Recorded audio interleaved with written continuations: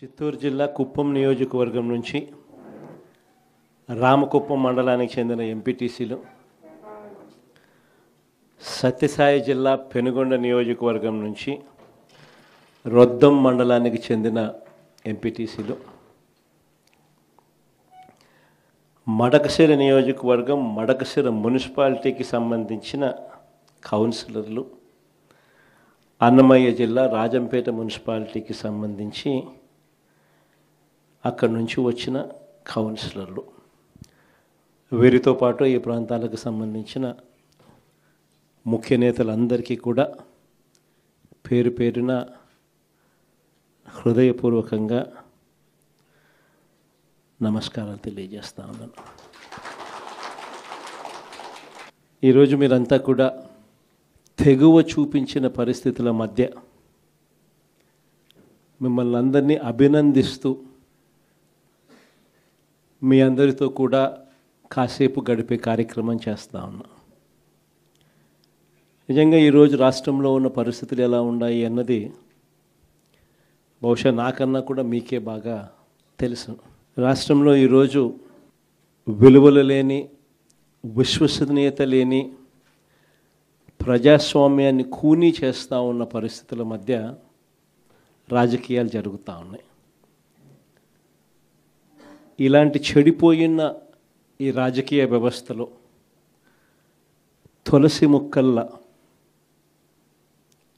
ఎంపీటీసీలమైన, జెడ్పీటీసీలమైన, కౌన్సిలర్లమైన అయ్యా చంద్రబాబు మమ్మల్ని చూసి నేర్చుకో రాజకీయాలు ఎలా చేయాలి అని చెప్పి తెగువ చూపించి రాజకీయాలకు అర్థం చెప్పి గట్టిగా నిలబడిన మీ అందరికీ కూడా మీ జగన్ హ్యాట్స్ ఆఫ్ చెప్తూ సెల్యూట్ చేస్తా ఉన్నాను.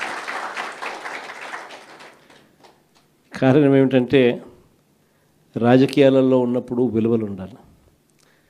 రాజకీయాల్లో ఉన్నప్పుడు విశ్వసనీయత అన్న పదానికి అర్థం తెలిసి ఉండాలి. ఈ రెండింటికి కూడా అర్థం తెలియని వ్యక్తి ఎవరైనా ఈ రాష్ట్రంలో ఉన్నారు అని అంటే అన్ఫార్చునేట్గా అది ఈ రాష్ట్ర ముఖ్యమంత్రి అని చెప్పడానికి నిజంగా ఈ రాష్ట్ర పౌరుడిగా నేను తలదించుకోవాల్సిన పరిస్థితి. అంతగా దిగజార్చినడు ఈ పెద్ద మనిషి రాజకీయాలను. ఈరోజు రాజకీయాలలో ఇటువంటి దారుణమైన పరిస్థితులు కూడా చూడాల్సి వస్తుందని నేను ఎప్పుడు అనుకోలే. ఎందుకు ఈ మాట చెప్తా ఉన్నాను అని అంటే, ఒకసారి ఈ రామకుప్పానికి సంబంధించి చంద్రబాబు నాయుడు గారి సొంత నియోజకవర్గం, ఈ రామకుప్పానికి సంబంధించి ఎంపీటీసీకి సంబంధించిన ఒక కేస్ స్టడీ, ఒక ఎంపీపీ చనిపోయిన పరిస్థితుల మధ్య ఎన్నికలు జరుగుతూ ఉన్నాయి. 16కు సంబంధించిన ఎంపీటీసీలు వైఎస్ఆర్సీపీకి సంబంధించిన వాళ్ళే గెలిచారు. మరి ఇలాంటి చోట ఎందుకు చంద్రబాబు అనే వ్యక్తి పోటీ పెడతా ఉన్నాడు?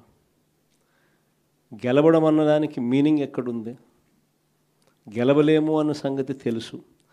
గెలిచిన వాళ్ళందరూ కూడా, ఇక్కడ నుంచి గెలిచిన వాళ్ళందరూ కూడా వైఎస్ఆర్సీపీ టికెట్ మీద, ఆ బీఫామ్ మీద గెలిచిన వాళ్ళు.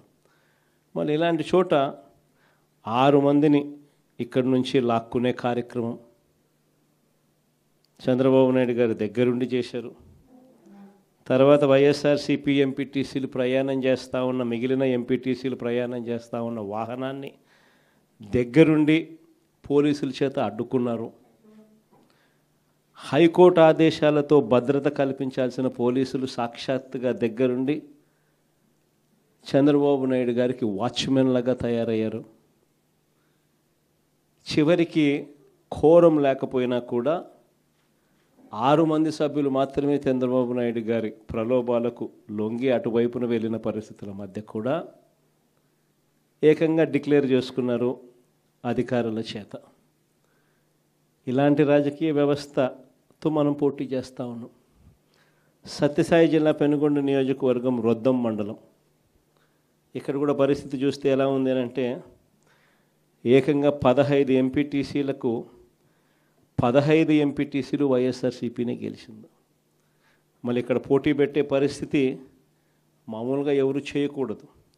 ఇక్కడ కూడా ఎంపీపీ చనిపోయిన పరిస్థితుల మధ్య ఇక్కడ ఎంపీపీని ఎన్నుకునే ఉప ఎన్నిక జరుగుతూ ఉంది. ఇక్కడ కూడా తారుమారు చేయడానికి చాలా కష్టపడ్డాడు. దగ్గరుండి చంద్రబాబు నాయుడు గారే తన కుప్పంలో ఇలాంటి దిక్కుమాలిన రాజకీయాలు తానే చేస్తూ రాష్ట్రంలో ఉన్న అన్ని ప్రాంతాలకు కూడా ఇదే మాదిరిగా మీరు కూడా రాజకీయాలు చేయండి అని చెప్పి తానే దిక్సూచిగా నిలుస్తూ తానే ఇలాంటి చెడిపోయిన రాజకీయాలను ప్రేరేపిస్తూ ఉన్నాడు.